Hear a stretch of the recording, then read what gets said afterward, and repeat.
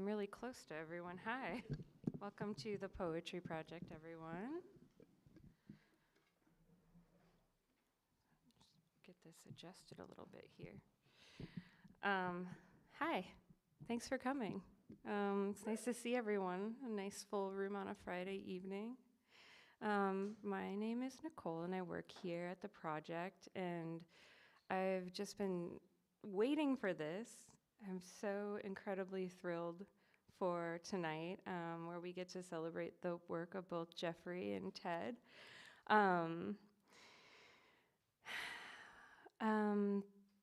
Yeah, so also, I'm sorry, our heat is off. It's kind of cold, so thanks for bearing with us with that. I want to just say that there are bathrooms upstairs that are all gender, and then we have accessible bathrooms on the ground floor. So if you need to use those, just let me know or any of my colleagues that are here, working the door and the books, and we can help you out with that.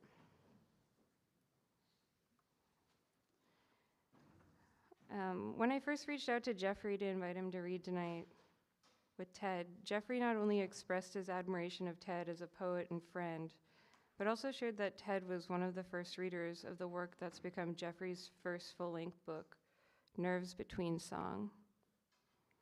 And I think this was like through a manuscript workshop that you were hosting. Yeah. So in that case, this reading feels especially kind of kismet, and just really excited to bring both of them together here tonight. I'm doing a really bad job at following along in my notes, so thanks for bearing with me. It's Friday night. All right, and we have books for sale tonight. We have Geoffrey's book. We have Ted. We have a bunch of books actually by both Ted and Geoffrey, so please check those out. And yeah, I guess. Oh, shoot. Okay, do you have a program? Thank you.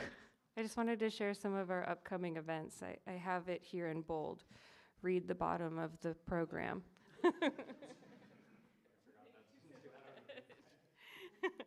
Okay, so if you're around next week, please come back on Wednesday for Macy Rodman and Julio Torres. We'll be in the sanctuary space for that. And then we have another event on Friday the 22nd, Holland Andrews, Unia Edie Kwan, and Ka Bayard and Zena Parkins. And then on Wednesday, the 4th of December, which is hard to believe it's in a few weeks, we'll have a reading here for Other Countries, Black Queer Expression, their 2024 Winter Solstice reading. So come back for that. It's our last in-person reading before we launch into the marathon and into the new year. Other than that, we'll have a fall workshop reading online later in December. All right. Now to Geoffrey, who will be reading first. Reading Geoffrey's Nerves Between Songs in this season, so resonant and akin to watching the receding light of late fall's early days. A soft and vibrant light that arrives quickly, turns to dusk to this full moon night, charged. And yet, simultaneously, the work hums with a certain and familiar wrenching, a bleakness, grief, the bleak grief of the human, plant, animal, of the living and not, of our spirit and of our ghosts, a reality both alive and devastated, the felt familiar and the feeling of what yet remains unknown. In the poem, there are sacred contours and fragments, Geoffrey writes. The wind sweeping away in drone, tones of light sensuous wish to smell the light, the plural of animals, the other worlds ended within this one. Nerves Between Song moves through time and moments, both subtle and sharp, in juxtaposition, a song, unnerved. Submerged in and guided by sound, tone, and color, an ever-present dissonance of ecological instability runs through the work. This instinctual, intuitive uneasiness settles, flows, and dislodges us from otherwise pastoral environments. In the series, The Radiant Moss, Geoffrey writes, "One would stand on this territory elongated green valley misnomer, near as replicate grasses, replete easy grasses, a declining future, wrote as slow slide hillside, and in lush interference, arming yourself in noise, preparing in the love of the insurrection, in the love of the orange petals I ate, my mouth in the ash present, the residual particles of doubt." The poems and nerves between songs are deeply experiential, waking meditations that live and thrive between the bodied and the disembodied, between the ecologically verdant and the ecologically disastrous, settled and unsettled, pointed yet expansive. The turning of words, of sonics, carry through across a series of sensorial weavings, prismatic and twice with meaning, through the currents and tides of the work sequencing. Geoffrey Olsen is the author of Nerves Between Song and 5 chapbooks, most recently Livid Remainders. He lives in Brooklyn, New York. Geoffrey, huge congratulations on the publication of your first book. What a gift to be able to spend time with your gorgeous work and just moving through it. I'm really excited to hear it in your voice tonight. Everybody, please help me in welcoming Geoffrey Olsen.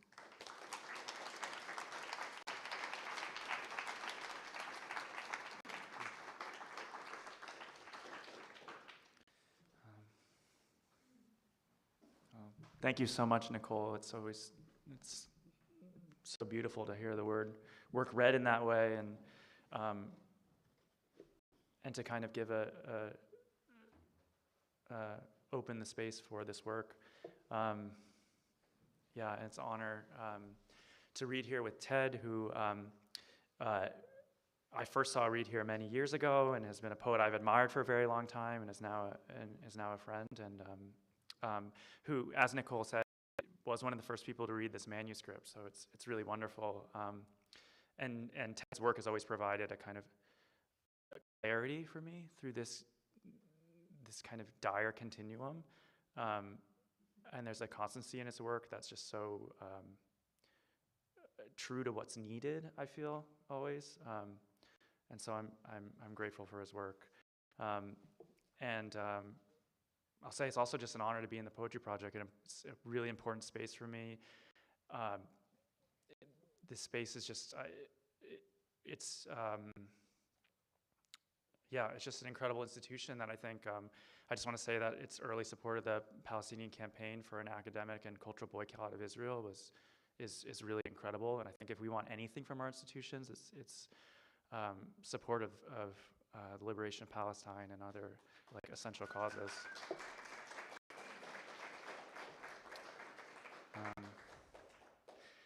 So thank you for being here. And I'm going to go into my book, Nerves Between Songs. So I'm going to just kind of move between the sections.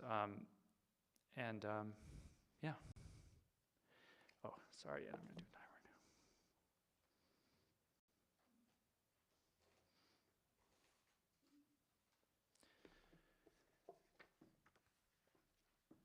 Okay, so I'm going to start from near the back and then kind of jump around this time. So this is from the final section, Conglomerate. Deep down, no animal revelation, feathered deep dome. Genetic slop, the green, the ooze beautiful, the death of fathers, the wood-blessed inheritance, first emergence. Mechanized insolence, will that the music gave me the words. I wrote the definitions into script, my veins under. My arm drunk it up, and ceramics, what I know of jealousy, livid musculature, femme and a glow, and the glow always came in the deep down abyssal. Glow, the lure in the quiet, the seriousness of image in the depths of farmland, of the chronic tongue of my life. And made of that poetry, the ash on everything we salt. Earth on the only we, inclusive of me and my death, and dearth of monitors of watching unscreened inhibition. Communist forests. Swamp intersperses a deeper green, black, gray. Order clarifies sway, hidden, brush passage. He is a werewolf with a werewolf family, in the loving loveliness interfolding.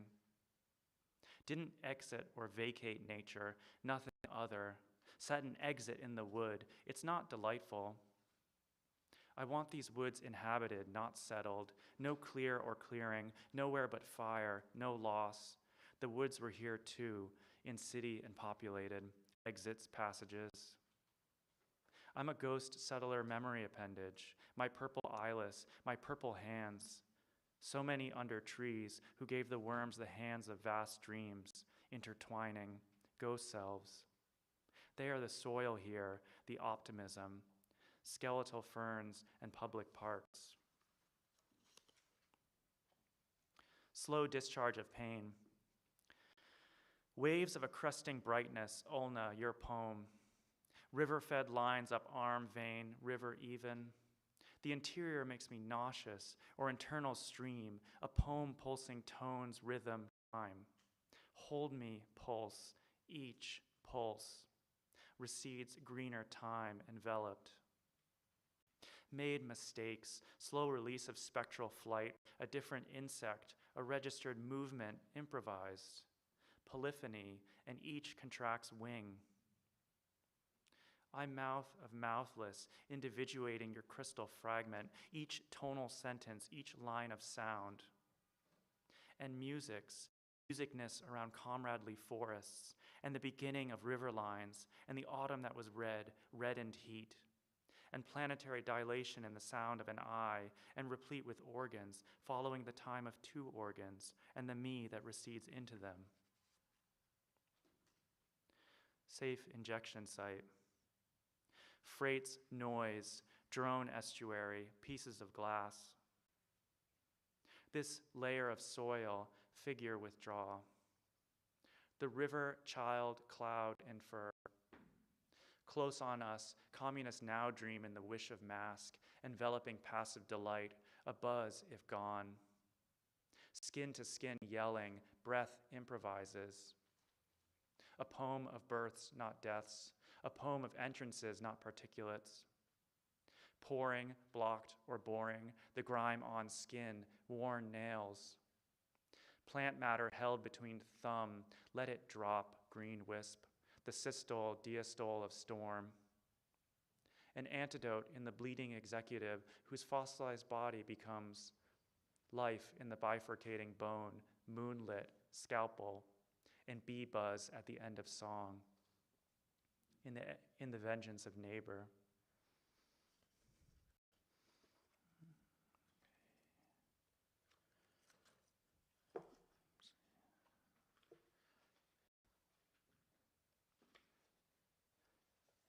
Robust, defeated mouth.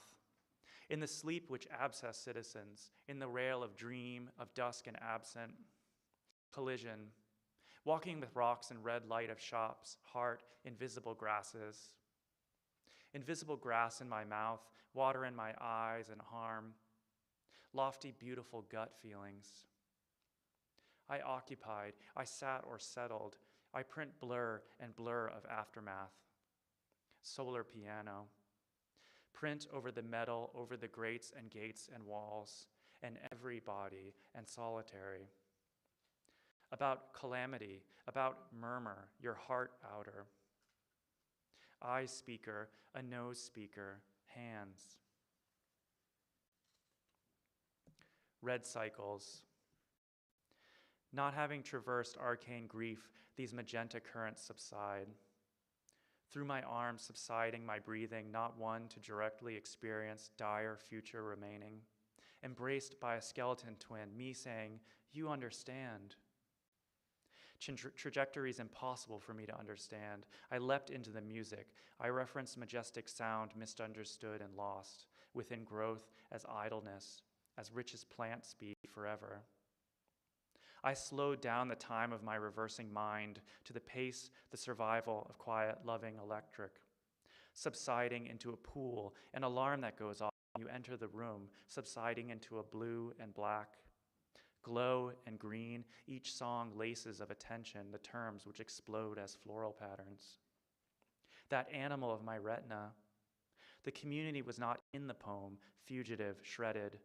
The fabric shredded away onto emotion lost lovingly in the noise. Populated a moment, a well dark of feeling, swimming swan surge. What I wrote was meaningful in a community, was it? You withdraw into light and glamour where you glow unexpectedly, the lucid charge of night unfolding down your arms. I had no emotional nudity, instead fled from it. The song as a mouth transported at a valence to the other songs. The song as a mouth transported at a valence to the other songs. Solar legacy, solar and poems, solar forgetting. Wait. For subway, the subway tiled with horses, the subway surge, horse foam. Riding, concentrating light to the edge. Filmy, there was no edge to lattices of engine. There was no edge, and outside, beautiful, beautiful shit, decadence, purple. Or moribund outside tiles. The lights and crows, morning doves. Light of security, guards in the building. I'm leaving it for leisure and to talk down what would otherwise jump in sight. Not a dream book that whispers through this altar of dirt and wooded feeling. Tepid magenta architecture cascading light. Fields, cheapened buildings, fragile bright fields, as each paperwork and the leftovers, eating in factors of time and walking. Into the habits of building magenta bliss. Folds this human orchestra, human animal, repeats word by word and breaks me open into light and sound and wasted memory, feeling this build rivaled through my feeling ash. How care happened, how burdens placed, how ricochet after it was a while. Just a while subside. Diaphragm. Undrown of swamps, things plied, concatenate in depth of laced, tense reflex. Softer openings where curves into swamp muscle cord, swamp flower in our gaseous eyes, of lit, luminous gaseous over pools. Steaming swamp, we held the mood, the violet eyes of settlers, of coats of outside gleam, terrible. Writ on my hand the name, quote, enemy. The list of enemies, extracting open shadow, the tongue plays against and with song, saturates a set, spools with diffusion, feral undertaker in the yell of hell's opening day. Day dying in simple urge, reek modulated purge, black-green sludge after months. Schemes, swamp sound. I look to you to know what is just what is red here, laced green, corpus aesthetic, stitched edge of my shirt, moving, no moments, momentum movements, cellular. Simmering, boiling pools, back to a birth breathing, a distilled cry, rage, first breath. Call enemy of life, lives, against swamp time in the hoarding. Grocery cart, fence weave, yellow spool, spit. Lacerate, aired, areole. So I'm going to jump to another section.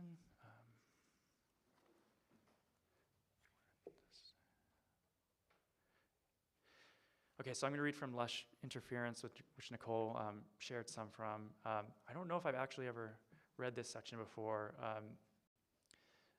but I wrote it after a time of reading a lot of Stacey Doris's work.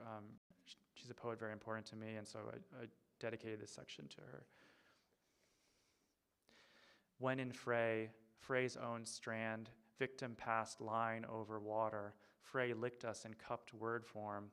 A little line follows me, a purple on the surface, sure face, carboniferous. Face or fray extracts under. Slumber, the dreamed pair, the little syllable, the pair. A tongue or lathe, a little cup cut, diminished tracks.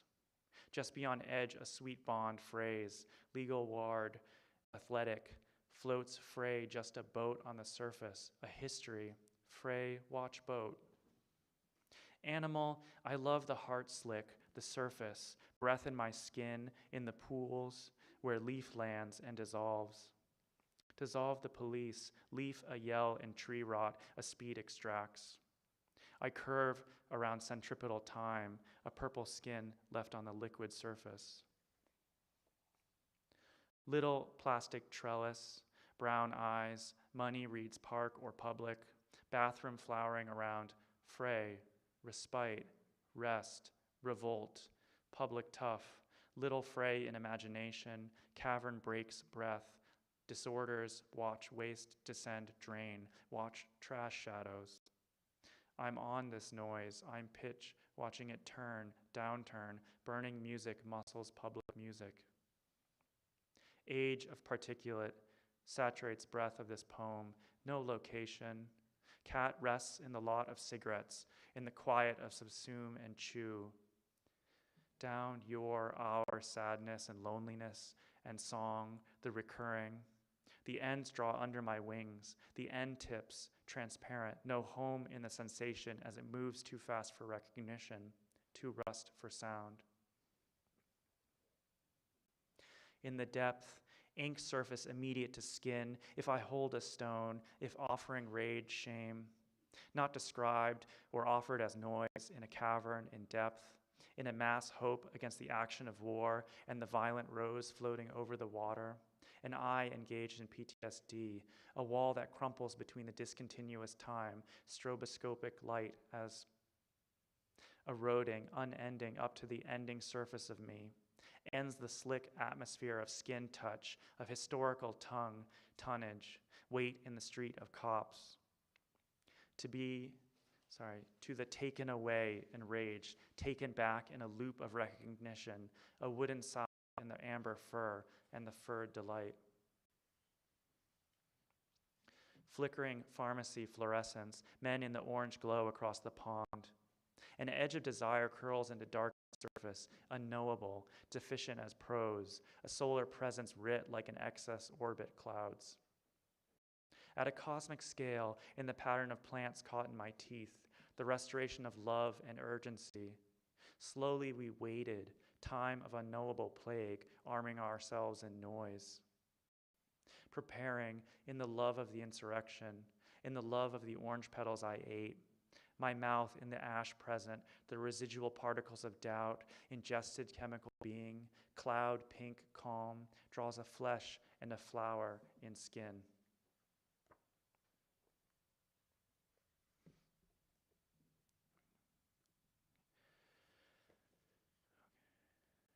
I'm going to move to the deer heavens now. It's kind of amazing how quiet it is. I really appreciate your listening. Thank you. It's just like, just hearing my voice and only. So thank you. The fur is dream and gelatinous. I can't speak or present, can't speak. Life within mouths of leaves, dream mouth. Arrayed around the bleak opening, I do not have ownership over blade and all the things of a blade on the edge of climactic or feral. And the edge reproducing the dream in a now of disaster songs. After songs, and I'm also the cat and the imbued indirect that waits, waiting, unordered, unwindowed. There are sacred contours and fragments. Death impossible. The wind is sacred and will kill me and consume sounds, becomes more than. A gentrifying people, a tremor amassing noise. Right, because it was so bleak, winter eyes the person, feathered or scaled, offering respite or encapsulation. Within legato turnings, within obsolescent order.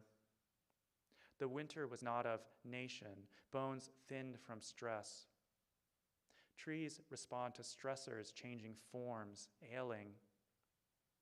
I lay in the sex of terms. I ward and wend open arches, serious and beleaguered, contemplating. Puerile, framed anxiousness. This beetle clings to my stripes, this wind sweeping away in drone, tones of light, sensuous wish, to smell the light. The plural of animals, the other worlds ended within this one. The depletes. The coat surrounding limits of fire, sand owl in the sand, replete images with flames, graceless side by side with breaking tree.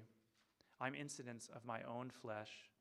Even song begun outside register, and oxygen in the air, flake toxin. Inclement witness, proximity to all struggle. The encroaching, the little insect, the effort to decompose. Dear moth, dear mask. A few words accumulate outside of language, technical and edible, grief bright real. Curl to the floor, an influx of corporate neglect, deliberate and terror into waters, into supply, which liquid slick imbibed. An industry trails in the water molecule, cells replete. I'm not the consumable tissue, the fur that no one is tough enough or splits, eats. A violet every day in the flesh of cells, and emails incorporated as value, carried as valve, as opening heard, refused veils, against a hoof, beatific mouths. In portrait time, skin delves, parts to sea deep green. Part turned, sun decadent, deeper. Then blue deeper, please. There's a pause, silently. Pieces total. You look atmosphere. Made music part of breath, of onlyness. Against the pipeline, against civil. All that is social of animal, all that was red and brightens. Family-mazed buildings, made memory sludges, made output sludge. Please take of this bread. This is food, better than any. I cannot use the dream or nightmare. Why keep it distant, sight and hearing and sleep? My love lies, sleep, life of nightmare, dream. Wise love voyages, a wolf's paw and the whole running wolf in the abandoned McDonald's. Each character, each social wolf, not allowed to witness something sacred and enormous, huge flames and purple skies every day. Each breath not enough. Was that the word going west? World goes waste? Writing the oligarchs to die. How do you dream that? How can you not want that? All my crude shirts in my mouth. The sunrise commutes some unacceptable brutality, reducing to word more than word. No commutation. Make for the imprisoned a release.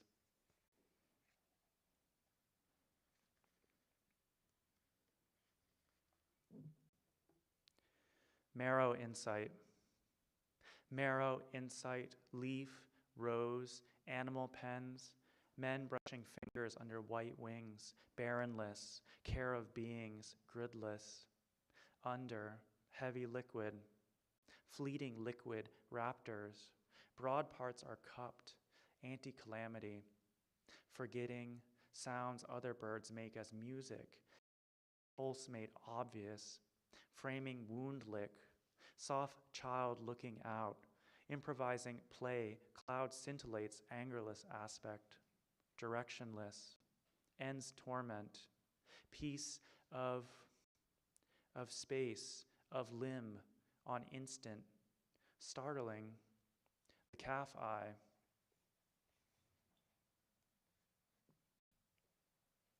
Cord is chordate, spinal recharge from bone and branching outward, where held, human circuit circle, into the suspend, hold myself in pedal, suspend every point, heat of reading a spectral vibrant underneath, coheres around a purple loop, a green branch or herb. use, anti-concrete, against dust or ash, the soldier who is lover and tiger. Tiger recedes into glowing tree of life, films deepening living envelops, green and myriad, cattle of the woods, deep breath where the gorilla moves, outer flowering. Heat, little circular, embrace ash, voice entangles shadow prison, little figure stretched against landscaped. That stolen, that invaded, that incarcerated, wood surface sweats alone, built. The noise is piano, dissolves piano. Current, what is gray eye? Cat length, sinuous wraps self with tile, curling inward. Heat clips sentence, want of meaningful. The reserve is heat, a leather patch. It dissolves bit by bit, finding shade. Evaporation. We lick each other, the rock for rock salt, permission for ecstasy, impossibly ways. A continuous turning down. Quote, what's the word for this ongoing? All right, so I'll stop with the book at that point, and I think I have time for I'm gonna do 2 new pieces. So these are really recent.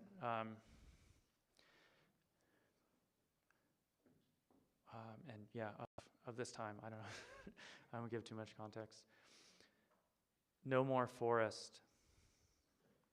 Mental barrier arts probing nutrient hunt, rasping some rust speech as this lining and register, intestine forms, repulsion of media, graces fighters with no elegance while bastions of global police stew and sweat, barrier pools. Against recessing in the wrapped flow, material fellow feeling, green precision, words as, quote, flattened, stenciled 2D surface utilizing garbled attention as medium of new formation, what limbs within pause, meeting in silence, gestures for sweet tempo shifts, went with why it leaps each meaning, the wash of the never static shore. Lost teeth, above jawline fangs of grief, greed off-putting, lent material of songing. Metabolic stream poem follows, eke, all clear. Enough of singing where words touch a distended array. Call this cellular stink of abstract. Cytoplasm slides song as sunset. Poem piercing nothing, dilates around an original accident, believing then to be a personal display amid pesticide writing, cornflowers, nor repeating a rhythm over a wound. Drift. Regard multiform dialogue, supermarket sonics, oral bilge water blowing lateral some little sensation. Currents of peripheral exchange which steep this alien voice from above, what known in the recesses of forest, shadow cut and configured by stream beds, by peeling can, pear of Vermont, momentous decay pierced soil moments. Epochal motion of plateau, agricultural strata, field realism and poet torrent, drift of the bees, F-35 fighter squadron and en route to Gaza, genocide resupply, so the territory, while vacant, remains tied to the colonial outpost. Currents of atrocity fed from periphery, stream bed, grim pasture. Not the list of a harmonic order, this bad pulse distributes over body, hegemonic, hematoma, hyperhemoglobin, oxygen receptive in the collapse, lung of body's breath. Queen Anne's lace, memory in digits, in hand, the field by force. Thank you.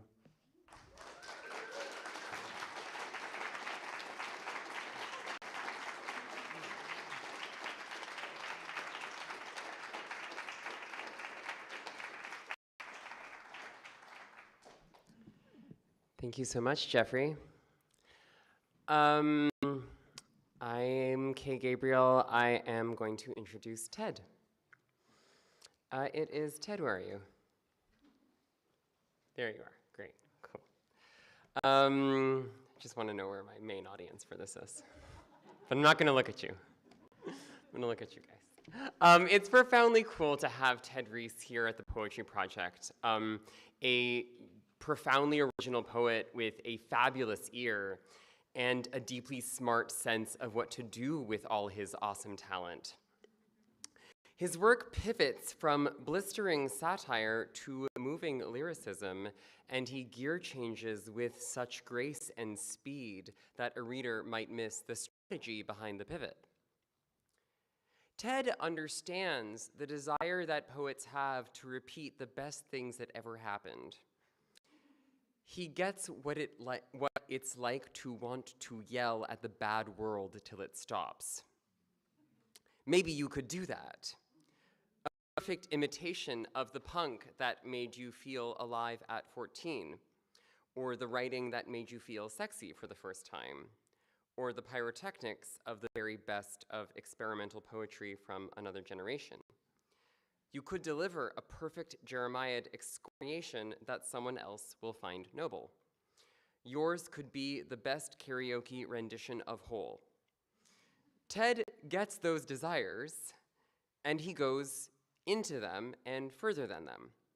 He pushes you to want more than recitation and being right. That is to say, I think Ted puts into practice an insight that Ruth Wilson Gilmore has about moving from what she calls recitation to what she calls rehearsal.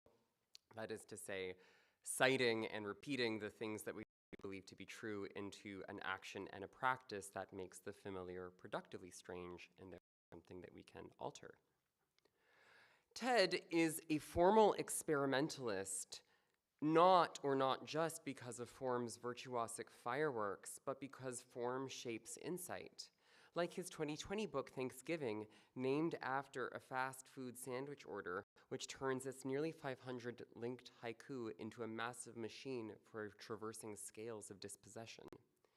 His writing refutes the false choice you sometimes hear when people talk about poetry between having something complicatedly true to say and saying it in a compelling or beautiful way. I think Ted's work is very beautiful, and it's argumentative. You want to talk back to it. Its beauty is partly in its capacious thought and partly just in its beauty. Hand Me the Limits, which is not a memoir but bounces off against that genre, stages a determination to survive through unbearable conditions and the mourning that those conditions require. Its language is so libidinal that you could find cancer sexy. That's maybe the opposite of what Ted means, and yet it's impossible not to cackle when he talks about his oncologist, when he talks about telling his oncologist, paint me like one of your French girls. Ted's latest book moves like a phenomenology through its stages of thought, waving to punk and new narrative as it passes through, incorporates, and moves beyond them in a sublation so breathtaking it ought to wake Frederick Jameson from the dead. I'm thrilled to welcome Ted Rees to the Poetry Project.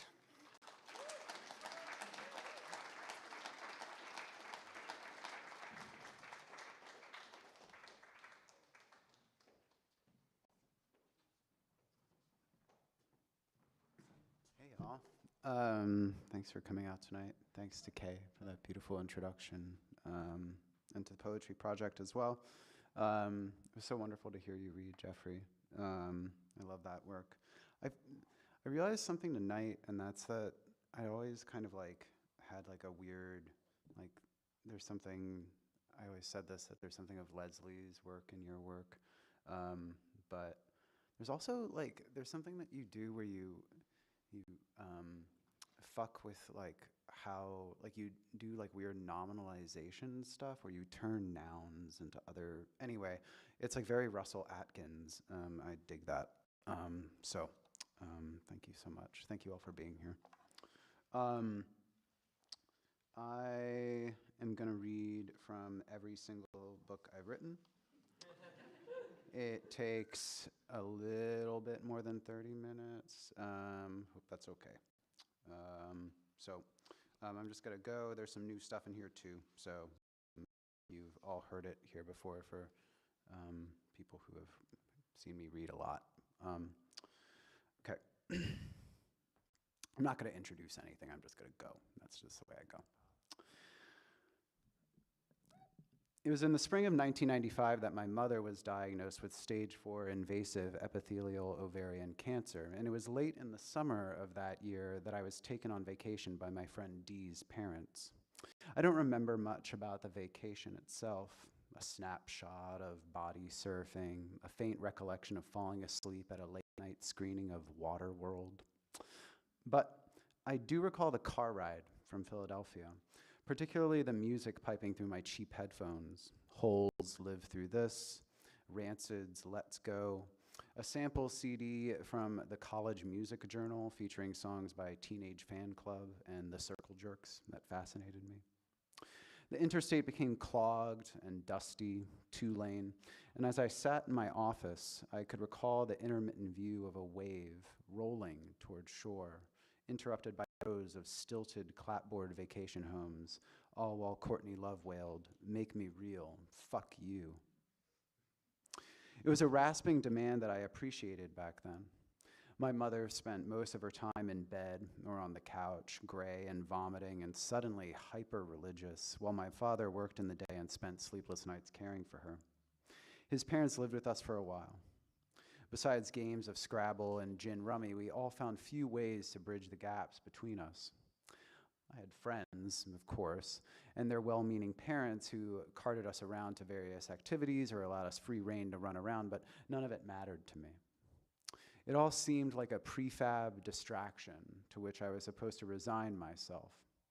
Because I couldn't shake the feeling that it was a well-meaning ruse, I also couldn't slough the inkling that there was something deeply wrong with me, that I was an unreal target of some immense plot.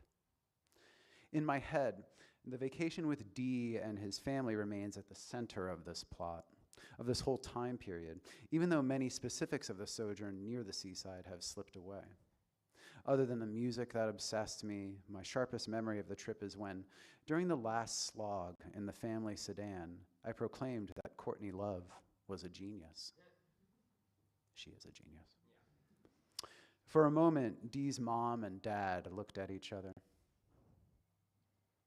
Then one of them dismissed my enthusiasm by denigrating Love as crazy, or something similarly pejorative. The contemptuous tone of their reaction solidified what had already been congealing, that my dim view of my circumstances as a being in this world would never be recognized as legitimate, and that the conspiracy of distraction was not imagined. I was not presumed by adults or anyone else to feel anger, pain, or bitterness, and when the extraordinarily vivid reality of those emotions came to the fore, they could be discarded by others as easily as my expressions of joy and exuberance, of identification. I put my headphones back on. No one cares, my friends. Chest wet, blood seeping down the clavicle from facial lacerations, frost in hair becoming dew as the sun hits his body tied to a split-rail fence. Chest wet, belly wet, swamp ass, sheet soaked. It's the summer, and I'm having the same nightmare I've been having since the previous October. My eyes are open, the cicadas and insects throb outside, but I can still see the smooth, pronounced Adam's apple bobbing slowly as he drowns, quote unquote, in his own blood, this sodden scarecrow, a monument on the high plains, a place I've never been, now dousing my dream life. I allow my body to remain motionless for a few moments, resting in the stew of my fear, the thin twin mattress, before I flip the damp, threadbare Mickey Mouse sheets to the side, get out of bed, and take a few short steps to the attached bathroom. As I piss, I turn to the right and gaze at my frame in the cheap full-length mirror leaning against the bathroom wall. My belly hangs over my crown and my dick ever so slightly, and my tits seem to settle slightly farther down my chest than the last time I checked. After shaking, I rotate my body and face the mirror. I'm a fat boy. And judging from the rapid and resented spread of hair from my crotch to my thighs and up toward my belly button and armpits, I'm turning into a fat man. I am a fat faggot, I think to myself, prodding one of my breasts with an index finger. Earlier in the summer, I had resolved to change the circumstances of my body and my desires by rejecting the former and accepting the latter. At academic summer camp, I'd come out to my nerdy friends who thought nothing of my queerness. After camp finished and I was back home living with my parents, waiting through the mid-Atlantic swelter for high school to start, I came out to my skate rat and punk friends who also thought nothing of it. I began eating less and bicycling every day through leafy suburban streets to the store where I hid myself in the mostly ignored photography and art book section, flipping through skin-heavy tomes like The Male Nude and collections of Bruce Weber photographs. At the used bookstore across the street from the chain bookstore, I purchased Allen Ginsberg's selected poems and carried around in my backpack like a Bible, reading and rereading The Bricklayer's Lunch Hour, the first poem that ever gave me a hard-on. The nightmare persisted, though, despite my attempts to open one part of my world. I stare at my naked body in the mirror and imagine myself strung up like a pig, choking on my own blood. I cannot figure myself living long, and while I know this problem is the world's and not mine, the fear is mine. The toothy half-grin revealing braces, the prominent brow, the slumped, slim frame pistol-whipped and left to rot. Repressing the urge to smash the mirror makes me sweat as I furiously brush my teeth, my belly and breast shaking back and forth with the motion. It's the same as most mornings. Chest wet, belly wet, swamp ass. I'm riding my mountain bike to the chain bookstore when I see Jay on the sidewalk about a mile away from my destination. He's walking in the same direction I'm riding, so I get a look at the back of him, his swishy walk accentuated by the tight cutoffs clinging to his buttocks. He's grown an inch or two since the end of the school year, but he's still little. As I pass him, I turn to my right to catch a glimpse of his face, and he sees me, scowls, and flips me off. It's convenient to have a broken finger. I think of stopping my bike, but then think better of it and ride on. Jay was the first boy I ever came out to and the first boy I ever touched. He swore he didn't know if he was gay, but to me and everyone else, he was obviously gay, and he and I would fool around sometimes. But when we got a little too close, occasionally holding hands, sharing private jokes with each other at lunch, calling each other by pet names, my name was Panda. The whispers about us got a little loud, and I cast him aside, pretending like nothing had ever happened between us. The nightmares had started already, and for the rest of 8th grade, we hardly spoke, though he sat across from me in homeroom and we would catch each other staring. In my bedroom that summer, I would close my eyes and remember how he felt in my hands. I didn't blame him for hating me. At the bookstore, I go straight to the magazines and grab the one I've been eyeing for a few weeks.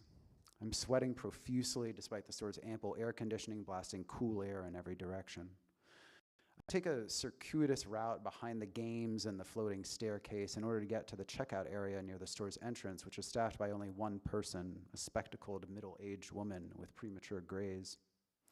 The sun is beating down on the asphalt outside the window, and a glint from a passing car pierces my eyes as my sloppy, wet palm places the magazine on the counter. I can feel a bead of sweat falling down my spine into my crack. The woman looks at the magazine, looks at me, then flips through the magazine. She then looks at me again, registering the rainbow flag pin I wear on my left hand whenever I leave my parents' house. 1 second, she says as she grabs her phone. I can hear another phone ring in the information area come manager's office about 30 feet away. The woman at the checkout counter nearly whispers, "I have a young man here who wants to buy a magazine called XY Magazine. Am I allowed to sell him this?" After a few moments during which she nods and I can see the manager looking at me from their perch, she puts the phone down, scans the magazine, and says, "That will be $6.30 with tax. Do you need a bag?" She looks straight at me, and I look straight at her, and there is an unmistakable look of disgust in her eyes as she enunciates the last word of her question.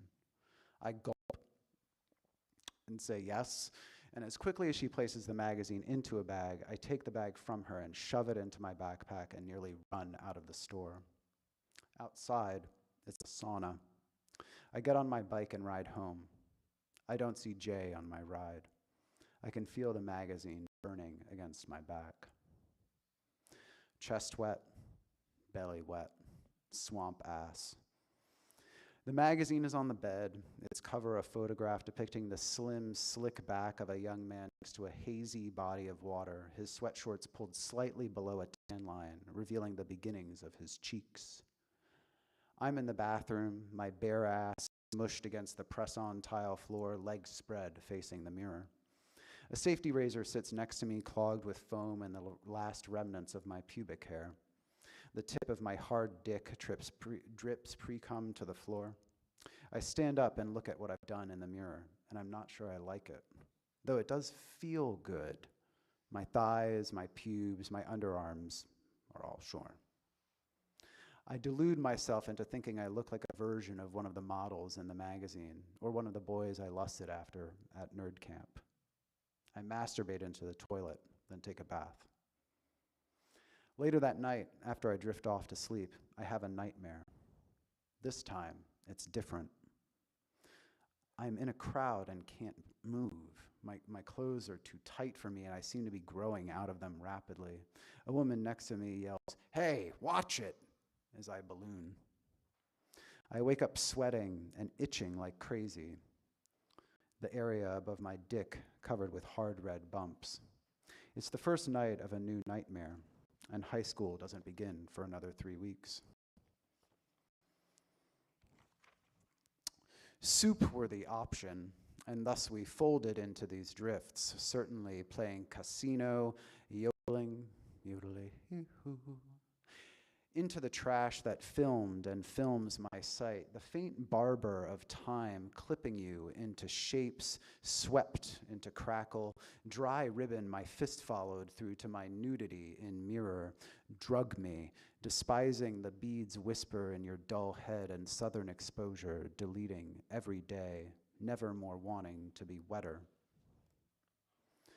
Shimmied up the fallen snag aloft at rest where I plotted my abandonment of my plectrum, wasted on wrong lessons like the rooster at your insistence, dissing the blood around my skull or the fey rhythm my boyish tits bounce to, prodded by poor circulation in fingers, or it's the dent that can't be sucked. Shoesies pinching in the lot's long path to narthex, a slur you threw at me. Put out of my mind righteous fresh stab each hour 3 decades after. I cannot help but arrange hurt and quit myself then in wound. I recognize how these mean gurgles swap in and out, but their front resents their asses. You understand how language inheres or doesn't. Tell me more. Held unlit tween teeth, baby fluffing over and all flesh, big baby boy, your mama in the mind's pew, big fluff, more like my own heat, merely touching stomach in the cold, where I descended, unrecalled, but around this time, puffing in the woods, next the tracks, eyes on each syllable his lips formed, and so high, as high goes, like chasing is natural, or never to return. Rent as I could, or on my knees, with my legs tucked, breaking the law in the magazines. We did. We'd a heap of hours shirking each other out of existence, pale. You misunderstood the pale boy's pout, and I never forgave you. Your healing, your own dread, my fingers limbing his. With certainty, he closed me. Cool milk his face poured onto my shoulder, and pours like this poem I've written but never mentioned the movie we saw tomorrow never dies. The distance between insanity and genius, or something less more likely. I swallowed melody as purpose, my knees in the grass you are so fond of, flailing skeletally in want, as though mimicry could rally the sense of myself for you. Elsewhere, my Schwinn and mustache wisps, circling the access road to the tracks, that is, relieved of duty inasmuch as I owe you a pinch of nested tumult and fear, or another name for the vain show.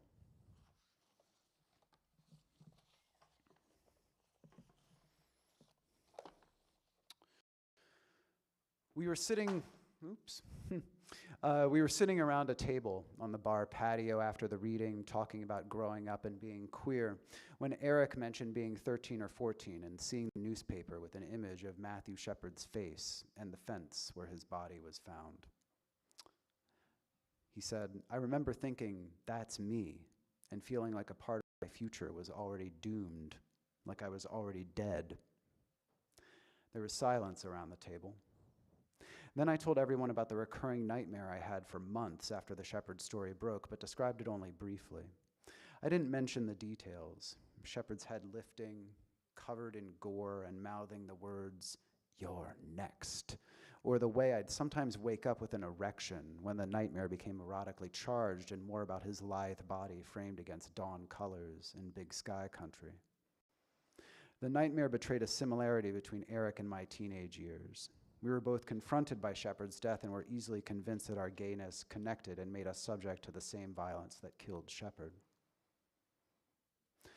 The conversation turned toward the question, what was it to grow up knowing we were so hated?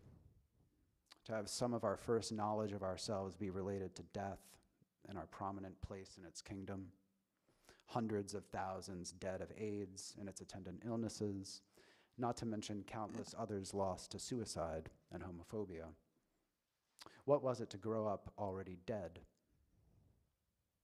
A few months before Shepard's pistol-whipped body was found barely alive, tied to a fence on the outskirts of Laramie, Rolling Stone ran an article that I read in the public library.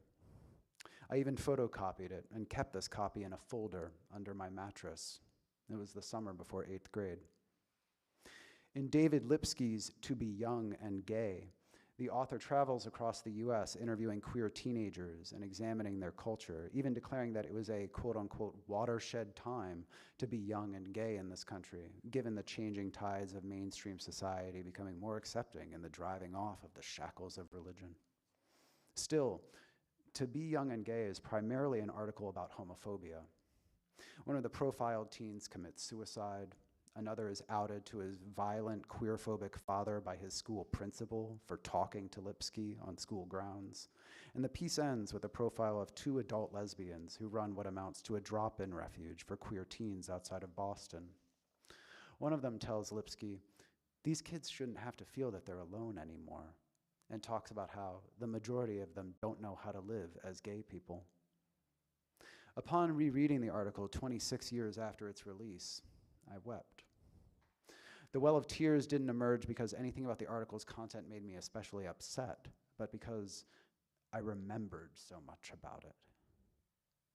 I had read this article so many times, lonely in my room and wanting to feel connected to people like me, that certain details had burrowed into my subconscious. There is a scene where Lipsky is with a bunch of kids in a Tex-Mex restaurant in Salt Lake City, and 2 of the girls kiss, and the whole group is then given death stares by some cowboys for the rest of the night. This image of the cowboys giving death stares has flashed through my brain nearly every time I've been in a restaurant since 1998, when I shoved my photocopy of the article into a Trapper Keeper folder. I had forgotten where the image came from. I had assumed it was from Boys Don't Cry or an Iraqi film. But no, it was from this article that I had read again and again until the paper became soft and velvety. I was that lonely and afraid. So, what was it to grow up already dead? It was the summer after 6th grade, and one of my wealthier friends invited me to join him on his stepdad's boat for a day on the Chesapeake. It was high summer, and the weather was perfect, the inlet where the boat was anchored sublimely calm. We swam for hours, ate sandwiches, and even stole one of his mom's cigs and quickly puffed it while his parents paddled to a nearby island. At the end of the day at the docks, his mom told us to shower off the bay water, and that's how we ended up in a capacious private shower room in the marina's basement. Okay. Gets real. Against the room's tawny, stained oak paneling, we stripped, and being 12, we both immediately got erections. I got in the shower first, and as I was shampooing, I heard a knock on the glass door. It was my friend, who proceeded to press his still erect dick against the glass. I matched mine up with his, and we both laughed. Then he crouched down and licked the glass directly opposite my dick. I smiled and could feel the blood pumping through my whole body, and as I stepped out of the shower to give him his turn, I slapped his ass and he winked at me. Expecting nothing more of the interaction, I started toweling off as he showered, but then he knocked on the door from the inside and pressed his dick against the glass and said, "Suck me." I followed his lead and licked the outside of the glass, and then he turned around and spread his cheeks so that I could see his rose, my tongue mere centimeters of glass from diving into his asshole. At this point, my dick was oozing pre-cum, and I felt almost dazed from arousal. He saw what was going on and insisted I go back in the shower to wash off the sticky, but then we proceeded to repeat these approximations of gay sex acts for another 10 minutes or so, our cocks and tongues and asses pressed against either side of a glass door in this fancy marina's members-only private shower room. The activity ended only because his mom knocked and said she was going to leave us there if we took any longer. And so we began toweling off. But before we put our clothes on, we looked at one another, then slowly inched our erect dicks toward each other. They touched briefly, our urethra holes meeting for less than a second. And then he quickly pulled away and looked down and started getting dressed. I did too, but couldn't help but wonder what had happened.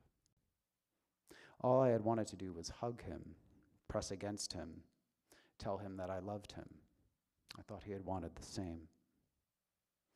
We never spoke of this incident, and later that year, he all but stopped speaking to me, avoiding me in our 7th grade hallways. What was to grow up already dead?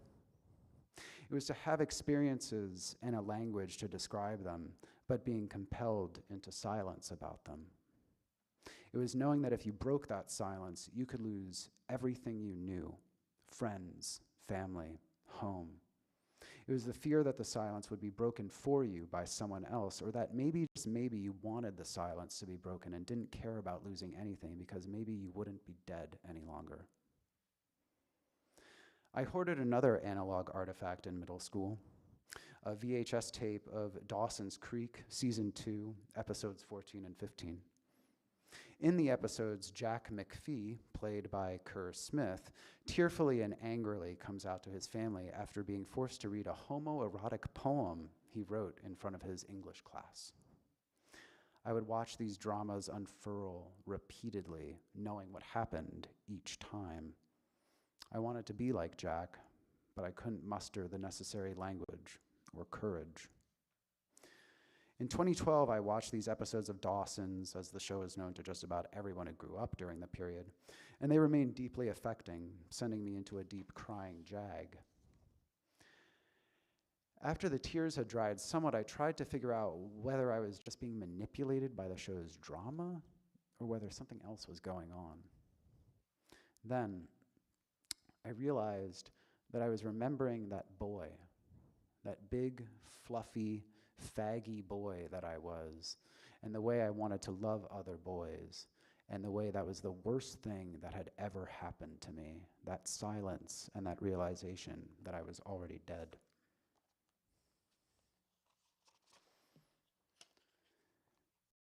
The reconciliation of despair for the world and the people and the love for some within it is a conundrum, a near impossibility for many people.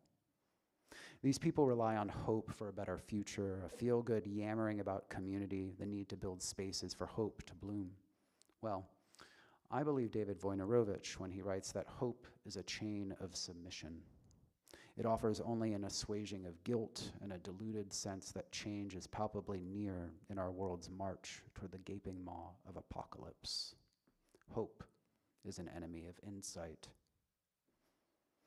A few months ago, when I voiced this opinion in a public forum mostly populated by current and former ACT UP members and gay shame reformists, I was shouted down via an interruption from another audience member who paraphrased Wojnarowicz, saying something about the individual having the power of the H-bomb.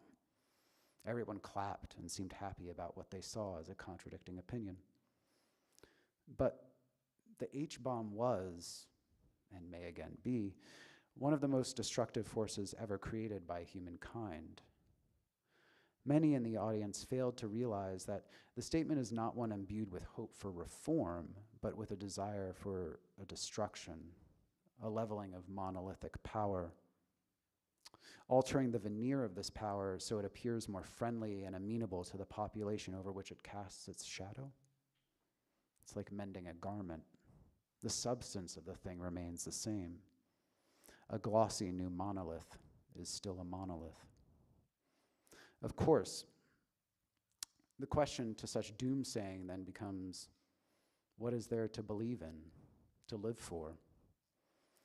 The mistake of the question is that it betrays the belief that hopelessness and an active pursuit of an anti-future is antipathetic to love. Caring deeply for another person is not dependent on banalities such as society or government. Love exists entirely outside of temporal concerns, though it's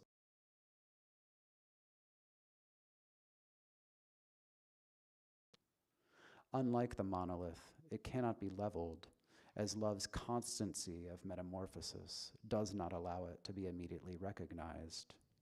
It is the anti-monolith.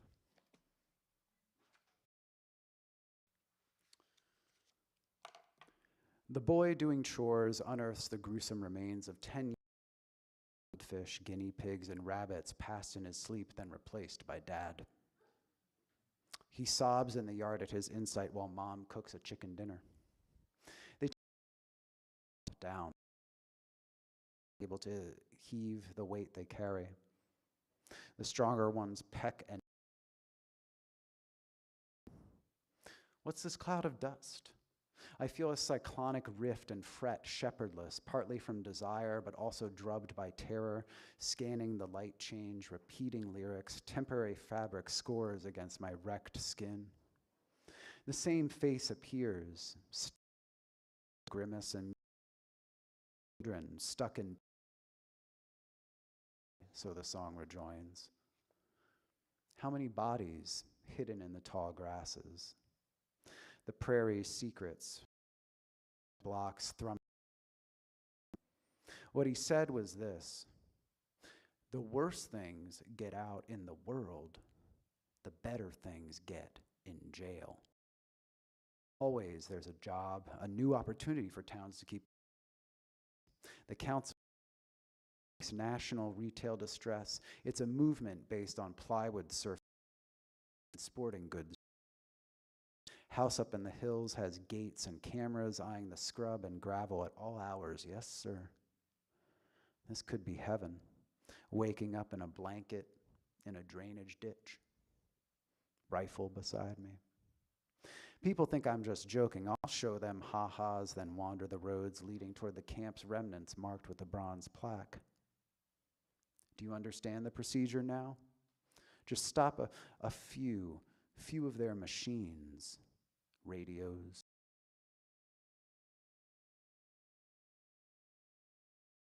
Into dark for a few hours, then sit back. Pattern. Conditions, and everyone's scene becomes an adversary. I lost my senses in Dollar General searching for the batteries for the damn remote. Satellite man came, children stuck in pens, rivers rising, tent cities kaleidoscoping, the return of the hookworm ever gazing west. Larks in this country been singing the same 5 notes for thousands of years, and now they twitter at impossible city, whirling to avoid gunfights and crackle, the direct correlation between rayons rise and the mystery of structures raised in desert wastes. What's being built in there, only guessed. Bug resting out back, between the wood start and the damned alfalfa farm. You have a cow lick. I want that $50 you owe me. I mean now. I'll buy a hand ashtray. A body realized, and it wasn't mine. Guess who? I apologize. Is here to find Gary Mathias, or even better, lodges, a Hannah Harris or Henny Scott. Start a large fire burning underneath the fucked condition in which we must commit to such searches, trawling the creeks and alleys for soaked remnants of beings who were with targets ever at their backs.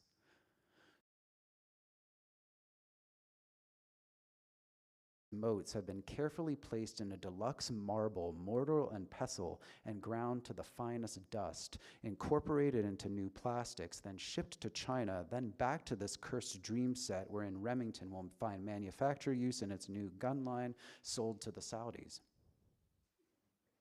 Fascinating. The vibrance of these wide brush strokes, their rapid movements to contain their subjects in Providence's frag of triumph banners and diseased put-ons. Hard for mama. Circular motions, all nasty. They get all gushy and wet and ha ha ha ha ha. Front lawn screamathon until we go off the air. It's that these movies depict a menace that finds its bald sustenance in the blood of teens. White, middle-class teens. Fuck.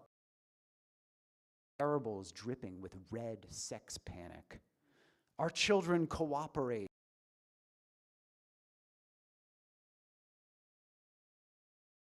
Timmy and floofers, now our oldest are commies. I flicked a milk. A glass every meal, you steep-shouldered honky turd.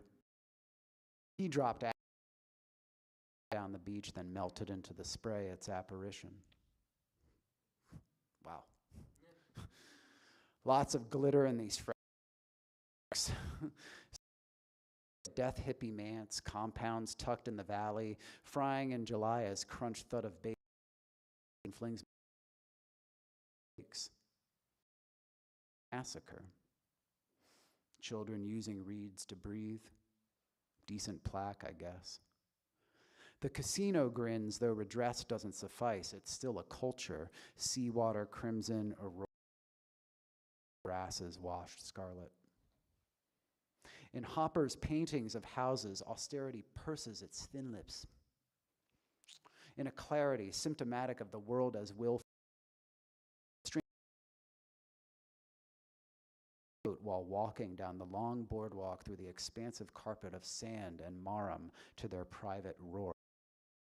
They look and its solid bliss and admire the atelier in Paris, cabin in Taos, loft on Bowery, and this ocean, yes, this very curious guile, sneers of cold back and forth.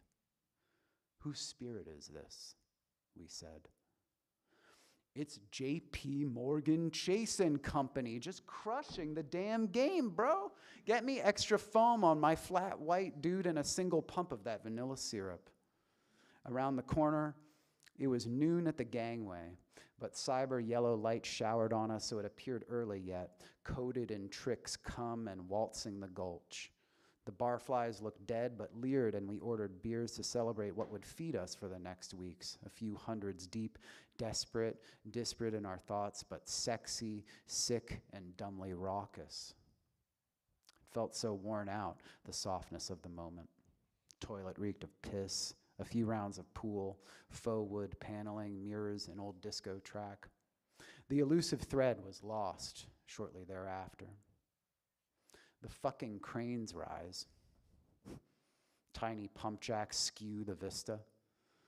We play some pool in another bar in another state and continue to forget our purposes here. To emulsify jargon into a poison brand of canned chip dip and distribute it to co-working offices' break rooms, collapsing button-down man buns gasping for air with last words. Grow killer systems, engage the sticky functionalities, evolve front-end synergies, embrace frictionless paradigms, enhance global pod communities, orchestrate viral solutions, eyeball benchmarks granularity, leverage wearable hashtags, expedite supply chains, value-added portals, empower extensible mind sharing, and so on and on till you kick the kale smoothie from his smooth-ass paws and he expires like those Soylent packs we dumpstered behind Facebook HQ years ago. At dinner functions, they tell polite jokes about children stuck in pens, lucrative contracts with private security forces, the homeless. It is one long bray that stretches like choice taffy, banana-flavored. It's important that I don't get too much knowledge about the past, or I might just end up like the last executive, body in pieces, post a lofty dive from my 44th floor office. We shall overcome by slight adjustment to our blindfolds per annum. But make no mistake, we are the firing squad, the death squad, the junta squad, the putrid mass graves, our squad goals, cigs in our mouths, pull a Lindy, they say, we oblige, standing, hooding, sleep deprivation, subjection to noise. These do not occasion suffering of particular cruelty implied by the word. Children stuck in pens under a freeway. 2 weeks pass, it's a bar lounge, and some poets sip Manhattans and slap themselves on the backs. So brave. I wake up most days wishing for this to reveal itself a shit glitch. His head was displayed in numerous county sideshows. A band played along. You don't want to mess with those boys. They'll string you up or get you dead, like with choppers hidden in bushes or spent truck tires. The Mickey D's bag is brimming vials and it's 110 in the shade. Mama carrying a black hefty bag filled with cans and bottles down the boulevard, feet in tore-up flip-flops in the heat's exhaust and grease. Since we can't fight God, we'll fight everyone. Sing it, old buddy, that tune. That tune that starts like, looking out a dirt. You know the one. It's right there on the playlist called Import-Export Shows of Colonial Glory, grabbed from the cashier and gib-gab gobbled. Blue are the streets, what I think I should have written. I'm forgetting my purpose here. Scour till I get to bone. Washington's dentures, soil along the Natchez Trace, below Carlisle, the wastes and craters north of Alturas, the banks of the Missouri and Wall Street, a jaw washed ashore, ancient fibers wrapping the branch caught by nylon nets cruising the swamps. The shots move from one door by the front porch all the way through, see? You can spy 'em whizzing by from the dang privy. It's an enfilade of privation and hunting scenes scoring the walls. It's a procession that is bloated and spasmic in its confidence. It's that one cannot become lost in the mazes as their condition demands lostness. What? What's that sultry boy crooning? State of the nation. Drifts reaching gutters and a large white man smiling with a sharpened maul. It's reliable. These are the litanies sung, ringing bells, sources of joy and stripped lust to the mashing populace, the carillon spires thrusting toward heaven, that chimera so fondled by the whip hand sway. I'll cheers to that, pal. antidote to the poison we just drank. We drink continuously to keep the shakes in the bay and the hay all stacked. I had a headache, but I couldn't stop walking. Elevated tracks above, the aural and clacking of light at noon on a droll Tuesday, interrupted by this man blasting clarinet in the shallow scene that still resembles narratives of redemption, except his trilling and overblowing stared at another untouched blaze. The corner house, all ply and old char and brick. What was dreamed again? Oh, right. Him smashing these notes up and down the scale, and the signs reading, everything must go.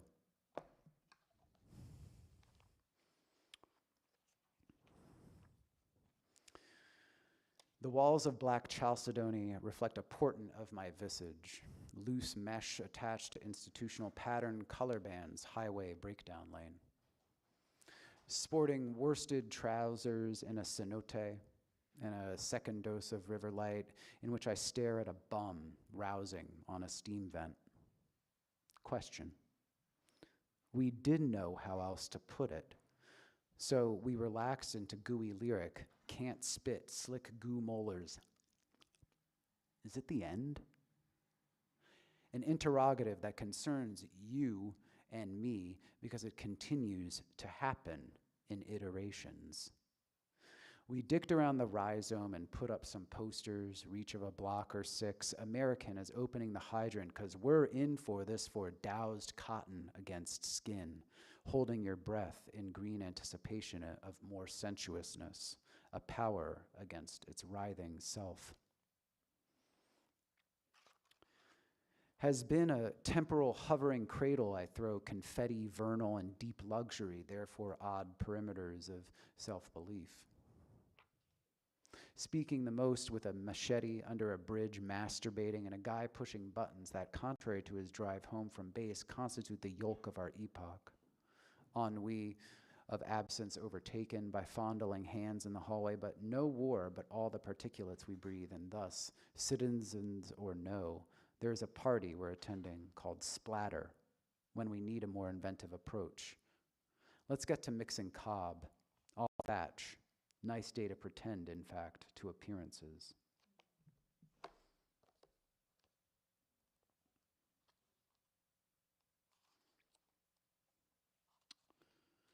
It's big and it's gold. It wasn't a date we were on. The guy's face recalled eggplant parm, oozing his cheeks, eyes, and ears and mouth. Soiled in soils so deftly, skin daring my sense a running jump off the bridge, or at least suckle you. Young in an old man's tent, your righteous need to smoke, after I reassembled the leopard down your hip and thigh. I never could wait to rip it off, and thus how I knew of April, which is an attempt to fill every cup and every face I made for you, make for you, what you can't see, what you're pressing against my rose causes us, filament, bulb, Gutta, centered, that is, in repetition of my neck bowed to crease into your visage somewhere between deaths, aloft and slightly dumb, watching me like the glove I am, thwacking your belly at a Balearic beat. No sight of land, our song of praise. Thank you.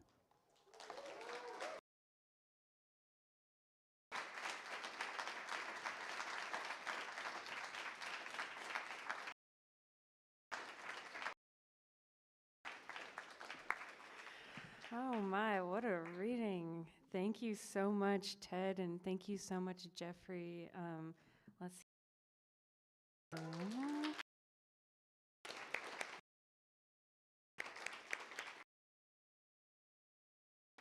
Thank you all so much for coming out tonight and for bearing with our non-heated situation. It's great to see you all. Please pick up a book or two or more, and please come back to the Poetry Project. Have a good weekend.